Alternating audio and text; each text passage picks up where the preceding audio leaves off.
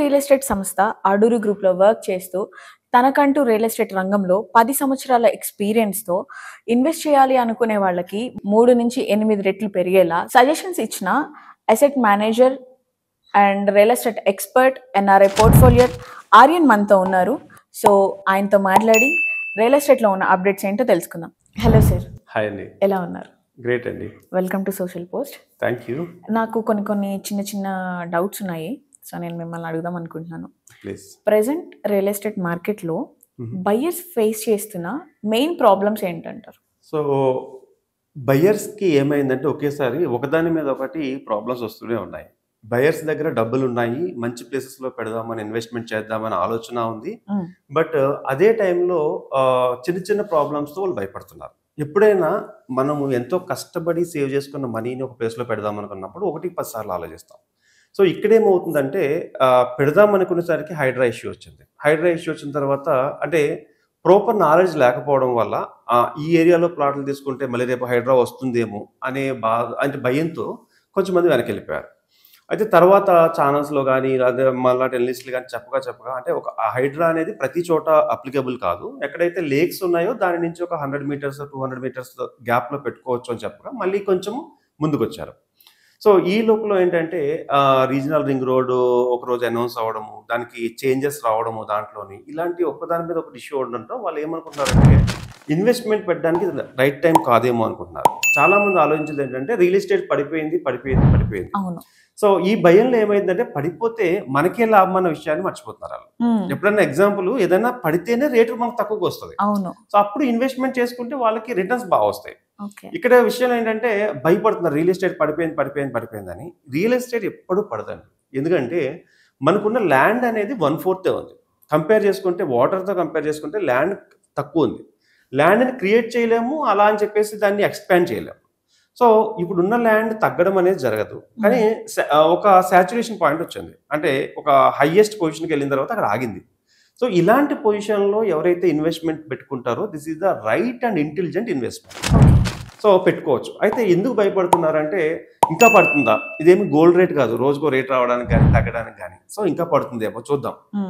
ఎప్పుడైనా సరే real ఎస్టేట్కి investment పెట్టడానికి ఏది రైట్ టైం అంటే today is the right time, అంటే now is the right time. ఎందుకు అనుకుంటున్నామంటే చాలామంది లక్షల సార్లు బాధపడిన సందర్భాలు చెప్తాం మీకు. గచ్చిబౌలిలో ఉన్నప్పుడు అక్కడ ఓఆర్ఆర్ రాకముందు 1000-2000 రూపాయలు గజం ఉండేది. అక్కడ పెడదామంటే అక్కడ వరకు వెళ్ళి ఎవరు ఉంటారు, వాళ్ళంతా రాయల్లా ఉంది. నెక్స్ట్ ఏంటంటే ప్లేస్ ఎక్కడ బాగాలేదనిపించింది. వన్స్ ఒకసారి డెవలప్మెంట్ అయిన తర్వాత ఆ 1000 రూపాయలది 5000, 10,000 అయింది. అప్పుడు కూడా పెట్టలేదు. 10,000, 20,000, 30,000 అయినా పెట్టలేదు. డెవలప్మెంట్ అయిన తర్వాత 3 లక్షలు అయిన తర్వాత ఇప్పుడు అనిపిస్తుంది వాళ్ళకి ఇక్కడ పెట్టుంటే బాగుండేది. నిజంగా పెడదామని చూసి వెనక్కి వచ్చిన వాళ్ళు చాలా సార్లు పెట్టుంటే బాగుండేది అని లక్షల సార్లు బాధపడతారు. నేనేమంటానంటే రియల్ ఎస్టేట్లో ఎప్పుడైనా ఇన్వెస్ట్మెంట్ పెట్టాలనుకున్నప్పుడు సో ప్లేస్మెంట్ సరిగ్గా చూసుకుని ఇన్వెస్ట్మెంట్ చేయడమే కరెక్ట్. ఎందుకంటే రోజుకి ల్యాండ్ పెరుగుతుంది. ఎందుకు ల్యాండ్ రేట్లు పెరుగుతున్నాయంటే జనాభా పెరుగుతుంది. హైదరాబాద్కి వచ్చి స్థిరపడే వాళ్ళ సంఖ్య డైలీ 330 జరుగుతుంది. అంటే ఎవ్రీ డే 330 మంది వేరే స్టేట్స్ నుంచో లేకపోతే అదర్ కంట్రీస్ నుంచో ఎక్కడి నుంచో వచ్చి సెటిల్ అయిపోతున్నారు. సో దీనివల్ల ఏమవుతుంది, వాళ్ళకి కావాల్సిన ఇల్లు కావాలి, బేసిక్ నీడ్ కదా ఇది. ఇల్లు కావాలి, వాళ్ళు ఏదైనా వర్క్ చేయాలంటే ఒక ఆఫీస్ సెక్ చేసుకోవాలి. దీనివల్ల ఏమవుతుందంటే 100% ల్యాండ్కి కాస్ట్ పెరుగుతూనే ఉంటుంది. సో ఎందుకు భయపడుతున్నారంటే ఫస్ట్ హైడ్రా ఎఫెక్ట్ పక్కన పెట్టేస్తే, సెకండ్ ఏంటంటే కొన్ని కంపెనీస్లో జరిగిన మోసాలు. అంటే రోజుకు ఒక కంపెనీ బోర్డు తిప్పేయడము. సో కస్టమర్కి ఏంటంటే ఎక్కడైనా పెట్టాలంటే భయం వేస్తుంది. సో నేను సజెషన్ చేసేది ఏంటంటే కంపెనీస్ బోర్డు తిప్పేయడంలో కస్టమర్స్ పాత్ర కూడా ఉంది. ఎలా అంటే రీసెంట్గా ఒక కంపెనీ క్లోజ్ అయిపోయింది. సో దేనివల్ల క్లోజ్ అయిపోయిందంటే వాళ్ళు ఒక ల్యాండ్ తీసుకుంటే దానికి రెంటల్ ఇన్కమ్ అని ఇస్తామంటున్నారు. అది ఎప్పటి నుంచి, స్టార్టింగ్ డే నుంచే. ఒక ల్యాండ్ బ్యారల్ ల్యాండ్, దాంట్లో ఏమీ లేదు. వాళ్ళు అక్కడ హాస్పిటల్స్ కట్టేస్తాను, లేదంటే పెద్ద ఇల్లులు కట్టేస్తాము, వాటిని రెంట్కి ఇస్తాము, వచ్చే దాంట్లో మీకు షేర్ చేస్తాము, బట్ మీకు ఫస్ట్ నుంచే ఇస్తాము. అంటే ఇక్కడ స్కీమ్స్లో కానీ స్కామ్స్లో కానీ ఇరుక్కోవడానికి ఇలాంటివన్నీ కొన్ని కారణాలు అనమాట. అంటే ఎండ్ కస్టమర్ ఏం ఆలోచించాలంటే ల్యాండ్ పెడితే ఇమీడియట్గా తక్కువ టైంలో అది అప్రిషియేషన్ రాదు. 5 years 10 years వెయిట్ చేయగలిగితేనే దాని వాల్యూ తెలుస్తుంది. బట్ ఇక్కడ ఏమవుతుందంటే అంతా ఫాస్ట్ ఫార్వర్డ్ అయిపోతున్నాం ఇప్పుడు అంతా కూడా. ఒకప్పుడు అరగంట సేపు వీడియో చూసేవాళ్ళు 1 మినిట్ 2 మినిట్స్ వచ్చేసాము. అండ్ టైమ్స్ కూడా ఒక ట్రాఫిక్ లో 10 నిమిషాలు వెయిట్ చేయలేకపోతున్నాం. అదే విధంగా మన పేరెంట్స్ కానీ మన బ్యాక్ సైడ్ ఎవరు చూసినా ఒక ల్యాండ్ కొంటే 20 సంవత్సరాలు మర్చిపోయేవాళ్ళు దాన్ని. సో ఇప్పుడు అలా లేదు. మా దగ్గర ల్యాండ్ కొంటాకు వస్తారు కదా, ఈ రోజు కొంటే నెక్స్ట్ ఇయర్కి ఎంత అవుతుంది, లేదా నెక్స్ట్ 3 నెలలకి ఎంత అవుతుంది, 6 నెలలకి ఎంత అవుతుంది. సో కస్టమర్ ఎప్పుడు కూడా ల్యాండ్ కొనేటప్పుడు 5 ఇయర్స్ పాటు దాన్ని నేను టచ్ చేయను అనే కొనుక్కోవాలి. నెక్స్ట్ ఎక్కడైతే బెనిఫిట్స్ ఇస్తున్నారో ఫ్రీ బెనిఫిట్స్ పొరపాటును కూడా వాటి వద్దకు వెళ్ళకూడదు. For example rental income first day నుంచి ఎలా ఇస్తారు, వీళ్ళ డబ్బులు తీసుకుని వీళ్ళకి 5,000 10,000 రెంటల్ ఇన్కమ్ ఇస్తారు. వన్స్ ఒక అమౌంట్ అక్యుములేట్ అయిన తర్వాత బోర్డు తిప్పేస్తారు. సో కస్టమర్లు జాగ్రత్త తీసుకోవాల్సిన పరిస్థితి ఎక్కడ ఉన్నదంటే, ఎక్కడైతే స్కామ్ అనిపిస్తుందో, ఓకే 3 సంవత్సరాల్లో డబ్బులు లేదా 2 ఇయర్స్ లో డబ్బులు 1 ఇయర్కి 40% ఇచ్చేస్తాము, ఇలాంటివన్నీ కూడా స్కామ్స్ ఏనండి. 100% ఒక్క పర్సన్ కూడా అట్లాంటి స్కామ్ నుంచి బయటపడడం లేరు. సో నా రిక్వెస్ట్ ఏంటంటే త్రూ సోషల్ పోస్ట్ టీవీ నుంచి, ఎప్పుడైనా కస్టమర్ కొనుక్కోవాలనుకున్నప్పుడు 5 సంవత్సరాలు పక్కన పెట్టేయాలి, లేదా 10 సంవత్సరాలు పక్కన పెట్టాలని కొనుక్కోవాలి. ఏదైనా ఆఫర్ చేస్తున్నారంటే కొంచెం దూరంగా ఉండాలి. అండ్ ఏ ఏరియాస్ లో ఇన్వెస్ట్మెంట్ పెట్టాలో బేసిక్ నాలెడ్జ్ తెలుసుకుని, ఇప్పుడంతా కూడా ప్రతి ఒక్కరికి నాలెడ్జ్ వచ్చింది. ఓకే రెరా ప్రాజెక్ట్స్ మాత్రమే కొనుక్కోమని సజెస్ట్ చేస్తాను. రెరా అప్రూవ్డ్ ప్రాజెక్ట్స్ అయితే అట్లీస్ట్ రెరా మనం సపోర్ట్ చేస్తుంది. సో ఈ భయాల నుంచి బయటపడాలంటే రెరా అప్రూవ్డ్ ప్రాజెక్ట్స్ కొనుక్కోవడము, మంచి కంపెనీని సెలెక్ట్ చేసుకోవడము, రైట్ పర్సన్ ని మనం సెలెక్ట్ చేసుకోవడం, ఇవన్నీ కూడా మనకి బెస్ట్ ప్రాజెక్ట్ సెలెక్ట్ చేసుకుని ఫ్యూచర్ లో మన ఇన్వెస్ట్మెంట్ 10 times 20 times అవడానికి స్కోప్ ఉన్నదండి. అయితే ఇప్పుడు ఒక డౌట్ ఉంటుంది సార్, జనరల్ గా ఇల్లు కొనే వాళ్ళకి ఏది తీసుకోవాలి అనేది పెద్ద కన్ఫ్యూజన్ ఉంటుంది. అది సోషల్ మీడియాలో యూట్యూబ్ అయినా సరే, ఇన్స్టాగ్రామ్ అయినా సరే, ఎన్ని వీడియోస్ వచ్చినా, ఎంత మంది చెప్పినా సరే తనకుండే డౌట్ అనేది ఒకటి ఉంటుంది. ఏంటి అంటే ఇండిపెండెంట్ హౌస్ కొనాలా, అపార్ట్మెంట్ కొనాలా, లేదంటే ప్లాట్ తీసుకోవాలా అన్నది ఒక పెద్ద క్వశ్చన్ మార్క్ వాళ్ళకి. సో ఏది బెస్ట్ అంటారు? సో రైట్ క్వశ్చన్ అండి. ఇప్పుడు చాలా మంది దగ్గర డబ్బులు ఉంటుంది. ఓకే ఫస్ట్ పేరెంట్స్ దగ్గర నుంచి, రిలేటివ్స్ దగ్గర నుంచి వచ్చే ప్రెషర్ ఏంటంటే సొంత ఇల్లు ఉందా. సో ఫస్ట్ దీని నుంచి బయటపడ్డాక ఏం చేస్తారంటే, 1 కోటి రూపాయల వరకు లోన్ తీసుకుంటున్నారు ఇప్పుడు. అంటే for example double bedroom flat కొనాలన్నా 1,20,00,000 ఉంటుంది. సో 1 కోటి రూపాయల వరకు లోన్ పెట్టేసుకుని తీసేసుకుంటున్నారు. అయితే నేను దీనికి క్లియర్ సజెషన్ ఇస్తాను. త్రూ యూ మీకు మంచి సజెషన్ ఇవ్వగలను నేను. ఎలా అంటే, సో ఫస్ట్ ఇండిపెండెంట్ హౌస్ తీసుకోవాలా, లేదంటే అపార్ట్మెంట్స్ తీసుకోవాలా, ప్లాట్ తీసుకోవాలా? ఫస్ట్ డిఫరెన్స్ చూద్దాం. ఇండిపెండెంట్ హౌస్ ఎలాంటి వాళ్ళకి ఉపయోగపడుతుంది, అపార్ట్మెంట్ ఎలాంటి వాళ్ళకి ఉపయోగపడుతుంది, ప్లాట్ ఎలాంటి వాళ్ళకి ఉపయోగపడుతుంది. ఫస్ట్ ఎగ్జాంపుల్ ఏంటంటే, ఇండిపెండెంట్ హౌస్ తీసుకునే వాళ్ళకి ఏమి ఉండవు చూద్దాం. ఫస్ట్ సెక్యూరిటీ మనమే చూసుకోవాలి, క్లీనింగ్ మనమే చూసుకోవాలి. ఓకే రేపు ఏ చిన్నది చూసుకున్నా ప్రతిదీ మనమే చూసుకోవాలి. ఇండిపెండెంట్ హౌస్కి వెళ్ళాలి అనుకుంటే అల్ట్రా లగ్జరీగా, అంటే మన సంపాదన హైయెస్ట్ లో ఉండి, ఓకే మనకు ఆల్రెడీ 2 ఇల్లులు ఉన్నాయి, లేదంటే ఒక అపార్ట్మెంట్ ఉంది అన్న వాళ్ళు ఒక మంచి ప్లేస్ లో ఇండిపెండెంట్ హౌస్ లో తీసుకోవడంలో తప్పలేదు. కానీ ఇండిపెండెంట్ హౌస్ లో సోషల్ సెక్యూరిటీ ఉండదు. లైక్ ఏంటంటే, రేపు పేరెంట్స్ వచ్చారనుకోండి, పెద్దోళ్ళు అయితే బయటకు వెళ్ళినప్పుడు వాళ్ళని చూసే వాళ్ళకి పిల్లలు ఉంటారు, వాళ్ళని తీసుకునే వాళ్ళు. ఈ సోషల్ సెక్యూరిటీ అనేది మీకు అపార్ట్మెంట్ లో ఉంటుంది.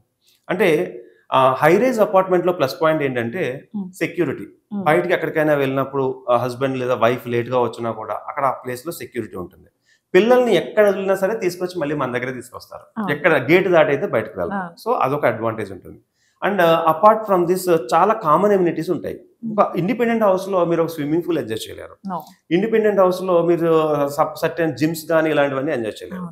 సో నన్ను అడిగితే సజెషన్ ఏంటంటే, ఎలాంటి వాళ్ళకి అపార్ట్మెంట్ అంటే, జాబ్ హోల్డర్స్ కానీ, పెద్దవాళ్ళు ఉన్న వాళ్ళకి, అంటే పేరెంట్స్ వాళ్ళ దగ్గర ఉంచుకుంటారు కదా వాళ్ళకి కానీ, చిన్నపిల్లలు ఉన్న వాళ్ళకి కానీ, వీళ్ళందరూ కూడా ఇండిపెండెంట్ హౌస్ తీసుకోవడం కంటే కూడా అపార్ట్మెంట్ లో మంచి ప్లాట్, అది కూడా స్టాండ్ అలోన్ కంటే కూడా ఒకవేళ అవకాశం ఉండి వాళ్ళకి అమౌంట్ పెట్టుకోగలిగితే గేటెడ్ కమ్యూనిటీలో తీసుకెళ్తే పిల్లలకి కల్చర్ బాగుంటుంది, at the same time security ఉంటుంది.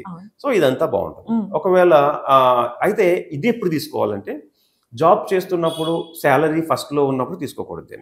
అంటే జాబ్ లో జాయిన్ అయ్యారు, 50,000 40,000 శాలరీ వస్తుంది, 1 or 2 years చేస్తారు, వీళ్ళని నేను కంపల్సరీ అపార్ట్మెంట్ తీసుకోవద్దని చెప్తాను. అంటే దీనికంటే ముందు ఏం చేయాలి, వీళ్ళని ప్లాట్ తీసుకోమని సజెస్ట్ చేస్తాను. ఎందుకు ప్లాట్ తీసుకోమని సజెస్ట్ చేస్తానంటే, అపార్ట్మెంట్ తీసుకుంటే 20 సంవత్సరాల నుంచి 25 సంవత్సరాల వరకు అప్పది సాలరీ బ్లాక్ అయిపోతుంది. ఒకవేళ అన్ఈవెన్ పరిస్థితుల్లో మన చేతిలో ఉండవు అన్ని పరిస్థితుల్లో, ఏదైనా శాలరీ ప్రాబ్లం వచ్చినా, లేదంటే హెల్త్ బాగోకపోయినా పరిస్థితి ఏంటంటే చాలా ఇబ్బంది పడతారు. నేను చాలా మందిని చూశాను, పెద్ద పెద్ద కంపెనీల్లో హై పొజిషన్ వాళ్ళని తీసేస్తున్నారు, ఓకే. అంటే వాళ్ళు సేవ్ చేసుకోవడానికి. దెన్ అప్పటి వరకు ఉన్న లగ్జరీ లైఫ్ని ఒకసారిగా జీరో అయిపోయేసరికి వాళ్ళు తట్టుకోలేకపోతున్నారు. డిప్రెషన్లోకి వెళ్ళిపోవడము, చాలా చాలా నెగిటివ్స్ జరుగుతున్నాయి. నేనేమంటానంటే ఎలాంటి అప్పుడు ఒకసారి జాబ్ ఎక్కిన వెంటనే మనం తీసేసుకునే కంటే కూడా ఒక 2 to 3 ప్లాట్స్ తీసుకోవాలి. ఫస్ట్ జాబ్లో జాయిన్ అయ్యి హస్బెండ్ వైఫ్ జాబ్ చేస్తున్నా కూడా, లేదంటే హస్బెండ్ ఒకళ్ళు జాబ్ చేస్తున్నా కూడా ఫస్ట్ 2-3 ప్లాట్లు తీసుకోవాలి. ఎలాంటి ప్లాట్లు? రెసిడెన్షియల్ ప్లాట్స్ అంటాం మనం. అంటే అగ్రికల్చర్ ల్యాండ్స్కు, లేదంటే మనకు వచ్చినటువంటి ఫార్మ్స్ కానీ ఇలాంటివన్నీ పక్కన పెట్టి ఒక మంచి ప్లేస్లో రోడ్ యాక్సెసిబిలిటీ బాగున్న చోట 2-3 ప్లాట్లు తీసుకోవాలి. అంటే ఫర్ ఎగ్జాంపుల్ ఇప్పుడు plots 15 lakhs, 20 lakhs, 25 lakhs, 30 lakhs ఈ రేంజ్లో వస్తున్నాయి. సో ఫస్ట్ లో బడ్జెట్లోనే తీసుకోవాలి. 150 square yards మినిమం తీసుకుంటే బెస్ట్. అందుకంటే తక్కువ తీసుకుంటే రేపు ఫ్యూచర్లో చిన్న ఇల్లులకి అంటే కూడా పెద్ద ఇల్లులకి అవకాశం ఉంది కాబట్టి. సో ఎందుకు తీసుకోమంటున్నానంటే బిఫోర్ అపార్ట్మెంట్ ఈ 3 ప్లాట్లు ఎందుకు, లేదా 3 లేదా 4 ప్లాట్లు ఎందుకు పెట్టుకోమంటున్నానంటే, సో 4 ప్లాట్లు ఒక 5 yearsలో పెరుగుతూ ఉంటాయి. ఒకవేళ ఏదైనా ఇష్యూ అంటే అపార్ట్మెంట్ తీసుకున్నారు, దాని తర్వాత 4 ప్లాట్ల తర్వాత మళ్ళీ లోన్లోనే అపార్ట్మెంట్ తీసుకోవచ్చు, తప్పేం లేదు. ఏదైనా ఇష్యూ వచ్చినప్పుడు ఒక ప్లాట్ సేల్ చేస్తారు, ఆ డబ్బుల నుంచి మళ్ళీ ఒక 1 year 2 years మనకి ఒక బఫరింగ్ ఉంటుంది. సో అలాంటప్పుడు ఏమవుతుందంటే ఒక కాన్ఫిడెన్స్ ఉంటుంది. మన దగ్గర 4 ప్లాట్లు ఉన్నాయనేసరికి భరోసా పెరుగుతుంది. సో దెన్ మీరు అపార్ట్మెంట్ తీసుకోండి, కాదన్న. అపార్ట్మెంట్ తీసుకున్న తర్వాత నెమ్మదిగా అపార్ట్మెంట్లో క్లోజ్ చేసుకుంటూ వస్తారు, ప్లాట్లు పెరుగుతూ ఉంటాయి. ఇది ఎలా ఉంటుందంటే అపార్ట్మెంట్ అనేది మీకు కట్టే ఇంట్రెస్ట్ లో అంటే తగ్గుతూ ఉంటుంది, అపార్ట్మెంట్ వాల్యూ, ప్లాట్ వాల్యూ పెరుగుతూ ఉంటుంది. ఈ రెండు ఎప్పుడు బ్యాలెన్స్ అవుతాయంటే ఒక 10 years 12 years చూస్తే మీ ప్లాట్లు హై అసెట్లో ఉంటాయి. అంటే బిలీనియర్స్ అయిన ప్రతి ఒక్కళ్ళు కూడా ల్యాండ్ ఉన్న వాళ్ళు మాత్రమే బిలీనియర్స్ అయ్యారు. ల్యాండ్ ఎవరికైతే ఉందో, ప్లాట్స్ ఎక్కువైతే ఉన్నాయో వాళ్ళు మాత్రమే బిలీనియర్స్ కాగలరు. శాలరీ చేసే వాళ్ళు జీవితంలో బిలీనియర్స్ అయిన దాఖలాలు లేవు. బట్ వాళ్ళు ఎలా బిలీనియర్స్ అవ్వచ్చు అంటే మీ శాలరీని సేవ్ చేసుకుని చిన్న ప్లాట్లు కొనుక్కుంటూ వెళ్తే ఆ ప్లాట్లు రేపు లక్షలు కోట్లు అవుతాయి. మీ అదృష్టం బాగుండి కోకాపేట ఏరియా అయిందంటే 100% ఒకేసారి మీ స్టేటస్, సోషల్ స్టేటస్ అంతా మారిపోతుంది. సో నా సజెషన్ ఏంటంటే ఇండివిజువల్ హౌస్ అనేది ఎలాంటి వాళ్ళు కొనుక్కోవాలంటే ఒక ప్యాషన్ ఉంటుంది. అంటే దాంట్లో మొక్కలు పెంచుకోవాలి అనే ప్యాషన్ ఉంటుంది.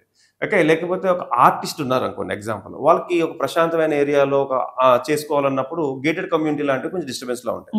సో ఎవరైనా స్పెషల్ ఆర్ట్ ఉన్న వాళ్ళు కానీ, ఒక ప్యాషన్ ఉన్న వాళ్ళు కానీ ఇండివిజువల్ హౌస్ కొనుక్కుంటే ఉపయోగం. సో రిమైనింగ్ వాళ్ళకి సజెస్ట్ చేసేది ఫస్ట్ 4 plots కొనుక్కోవాలి, తర్వాత ఒక మంచి అపార్ట్మెంట్ కొనుక్కోవాలి. సో ఇలా చేసుకుంటూ వెళ్ళిపోతే మీరు జాబ్లో రిటైర్మెంట్ 60 సంవత్సరాలకు అవ్వకలేదు, 45 yearsకి రిటైర్మెంట్ అయిపోవచ్చు.